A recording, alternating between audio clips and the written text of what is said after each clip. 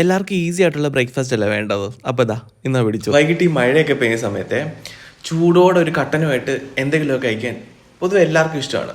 എൻ്റെ സ്വഭാവത്തിന് എനിക്ക് മഴയൊന്നും വെയിലൊന്നും വൈകിട്ടൊന്നും രാവുന്ന പകലത്ത് ഒന്നുമില്ല. ഞാൻ ഒരു കൊതിയനാണല്ലോ. എനിക്ക് എപ്പോഴും എന്തെങ്കിലുമൊക്കെ തിന്നാൻ കൊതിയാണ്. അതവിടെ നിൽക്കട്ടെ. അപ്പോൾ പൊതുവേ ഞാൻ എന്തെങ്കിലും എണ്ണയിൽ മുക്കി പൊരിച്ചതും വറുത്തതും കറുമുറു സാധനങ്ങളൊക്കെ തിന്നുന്നത്. അപ്പം ഞാൻ ഇന്ന് വിചാരിച്ചു നല്ല ഹെൽത്തി ആയിട്ട് നമുക്കിന്നൊരു മില്ലറ്റ് വെച്ച് ഉപ്മാ ഉണ്ടാക്കാമെന്ന് വിചാരിച്ചു കേട്ടോ.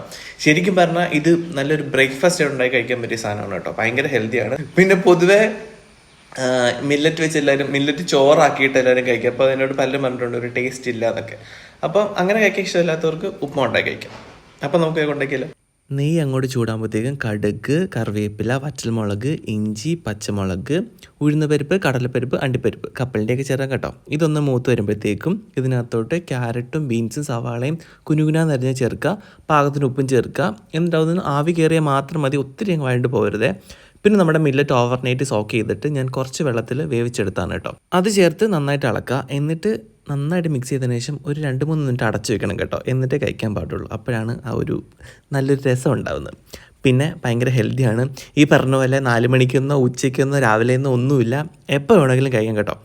അപ്പോൾ വേഗം ഇതൊന്ന് ഉണ്ടാക്കി നോക്കിയിട്ട് എങ്ങനെയുണ്ടെന്ന് പറയണേ.